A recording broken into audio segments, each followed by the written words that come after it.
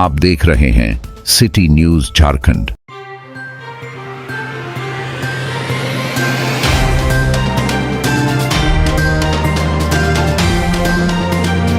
सांगबार पंचायत के अवध महतो पिता सरवन महतो ने पंचायत के मुखिया गीता देवी पर गंभीर आरोप लगाते हुए कहा कि मुखिया द्वारा उनके घर का ताला तुड़वाकर नकदी व कीमती सामान गायब करवा दिया गया।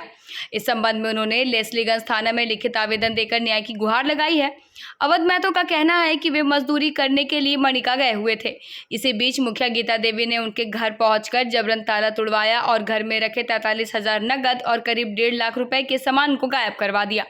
इधर मामले को लेकर जब मुखिया गीता देवी से पूछा गया तो उन्होंने स्वयं को निर्दोष बताया और उल्टा पारा शिक्षक पिंटू पांडे पर गंभीर आरोप लगाए। उन्होंने कहा कि कुछ दिन पहले उन्होंने अपने गांव और सांगरबार पंचायत में नशाखोरी के खिलाफ एक बयान अखबार में दिया था, जिससे बौखलाकर पिंटू पांडे उन्हें बदनाम करने के लिए सोशल मीडिया पर लगातार अभद्र बातें लिख रहे हैं। मुखिया ने यह भी कहा कि उन्हें अपनी जान का खतरा महसूस हो रहा है। उन्होंने प्रशासन से गुहार लगाते हुए कहा कि वे जल्द ही पलामू एसपी और लेस्लीगंज थाना प्रभारी से मिलकर पूरे मामले की लिखित शिकायत करेंगी। हम घर पे नहीं थे, मेरा घर में ताला लगा हुआ था और मुखिया जी आए थे मेरा घर, फ़ोन किए लेकिन हमको बताया नहीं कि आपका घर में हम ताला तोड़ने वाला हैं। और खाली हाल चाल पूछे कहाँ हैं, तो हम बताएं कि मैनका में हम काम कर रहे हैं। और पूछ के फिर हाल चाल पूछ के फ़ोन काट दिए। फिर अचानक मेरा घर में ताला तोड़ दिए, हमको जानकारी भी नहीं दिए। फिर हमको पता चला तो फिर उनके पास फ़ोन किए, बोले कि मामी अब ताला मेरा घर में काहे तोड़े, तो फिर हमको बताया नहीं और ताला तोड़ दिए। ज़बरदस्ती मना करते रहे तो ताला तोड़ के मेरा घर का सामान सारा गुम हो गया। अभी कुछ सामान नहीं है मेरा घर में। क्या सामान था? सामान में मेरा घर में सामान था, मतलब काफ़ी सामान था और कागज़ पत्र भी था और कैश पैसा भी था 42,000 रुपया। और सामान तो बहुत कुछ था लेकिन अभी घर में कोई सामान नहीं है। ट्रंक फ्रंक था, कुछ सामान ही नहीं है। सारा घर सामान था? सामान लमसम मेरा 1,70,000 का सामान था और 42,000 रुपया कैश पैसा था उसमें। सामान कुछ भी नहीं है। तो उसके लिए क्या किया आप? इसके लिए हम कानूनी कार्रवाई कर रहे हैं। थाना में भी एप्लीकेशन लगाए हैं और आगे भी देंगे भी हम। यह आरोप एकदम असत्य है, इसमें कहीं किसी तरह का कोई मामला नहीं है। यह एक पिंटू पांडे के द्वारा हम पर झूठा आरोप लगा करके और बार बार सोशल मीडिया में डालने का यह काम कर रहा है। यह गंजेड़ी है, शराबी है और यह गांजे के नशे में आ करके और बार बार सोशल मीडिया में हमारी शिकायत को यह करता है। यह एक विद्यालय का शिक्षक है, पारा टीचर। यह शिक्षा का ज्ञान में न आकर के यह राजनीतिक तौर पर हमारे जान माल के खतरा करने के लिए हमारे पीछे बार बार यह सोशल मीडिया में हमला कर रहा है।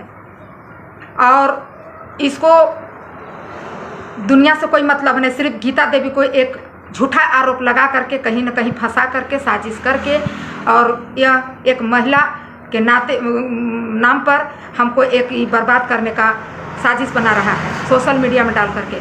हम अकेले रहते हैं, हमारी घर भी अकेले है, हम डेरा में रहते हैं और हमारे साथ न बेटा है न पति है, घर में कोई परिवार हमारे साथ नहीं है। हम एक जनता के सहारे आज 3 बार से मुखिया बने हैं और यही सच्चाई और यही सत्य है कि हमारा क्रेडिट, हमारा ईमानदारी के साथ हमारे जनता 3 बार से हमको मुखिया रखे हैं। यदि रहते हैं तो क्या महसूस कर रहे हैं आप? अकेले बता रहे हैं, अकेले रहते हैं? अकेले इसलिए महसूस करते हैं कि हम एक नारी होकर के जनता को बीच 24 घंटा रात और दिन, जब मुखिया नहीं थी उस समय भी जनता को सेवा करने में तत्पर रहते थे और उसी तत्पर रहने के कारण है कि आज जनता हम पर विश्वास करके और हमें मुखिया बना के रखा है। लेकिन पिंटू पांडे को कहना है कि हम चुनाव लड़ेंगे, हमको उससे दिक्कत नहीं है। अगर उसको चुनाव लड़ना है हमारे साथ तो वह रीति रिवाज से आवे, कानून अपना व्यवहार से आवे, यानी अंदाजी किसी पर आलोचना लगा करके किसी के घर के बारे में, किसी के परिवार के बारे में हम पर झूठा आरोप लगाकर हमें परेशान करने का काम मत करें।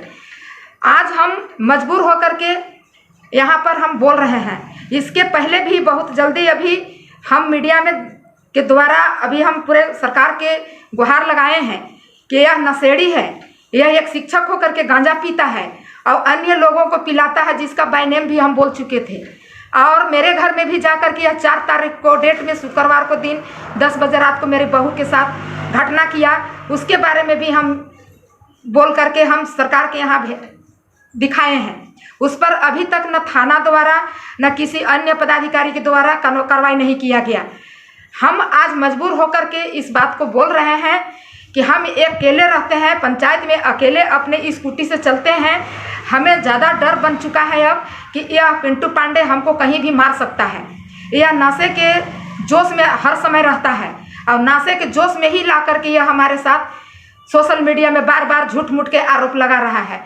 हम मुखिया हैं तो वो भी लड़े, उसका पत्नी एक बार हमारे साथ लड़ी है और उसी को लेकर के इसको भारी दिक्कत है।